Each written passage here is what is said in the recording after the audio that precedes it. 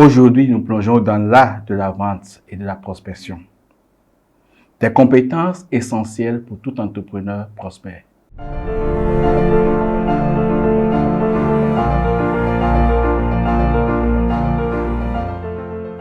Le marketing, c'est beaucoup plus analytique, c'est beaucoup plus un état d'esprit qu'il faut, il faut avoir de façon intrinsèque. Et le développement commercial, la vente aussi, ce sont des skills, ce sont des compétences aussi qu'on peut développer, mais qui sont innées en certaines personnes. Alors, pour être un bon vendeur, il faut être ce bon chien de chasse. Il faut avoir le flair de l'opportunité, le flair de l'affaire. Mais c'est aussi d'avoir pour principale préoccupation de satisfaire un besoin réel. Il faut être franc dans ce que nous souhaitons proposer à notre client, à notre prospect.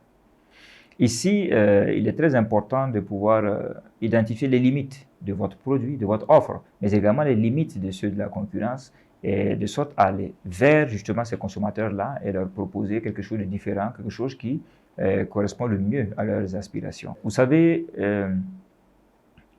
les achats sont pour beaucoup émotionnels. On achète parce qu'on apprécie la personne qui fait la proposition de valeur, parce qu'on lui fait confiance. Il y a, comme je l'ai dit, l'attitude, le code vestimentaire, les premiers mots qui vont sortir de votre bouche pour rassurer votre prospect. Parce que pour peu que vous soyez en décalage, la personne se met dans un mode protection. La personne se protège parce qu'elle se dit, en face de moi, j'ai une personne qui souhaite m'embrouiller, alors qu'il n'en est rien. Donc, il faut instaurer une démarche de fidélisation, une démarche de présence permanente auprès de ce client-là. Tout n'est pas que produit, tout n'est pas que argent. Il y a également cette dimension émotionnelle qu'il y a, cette proximité qui doit être créée entre le client et l'entreprise. Parce qu'au demeurant, l'un ne peut exister sans l'autre. On va tout échange. Je me refais le film des échanges. Voilà, comme si c'était un scénario que j'écrivais moi-même avec les potentielles objections.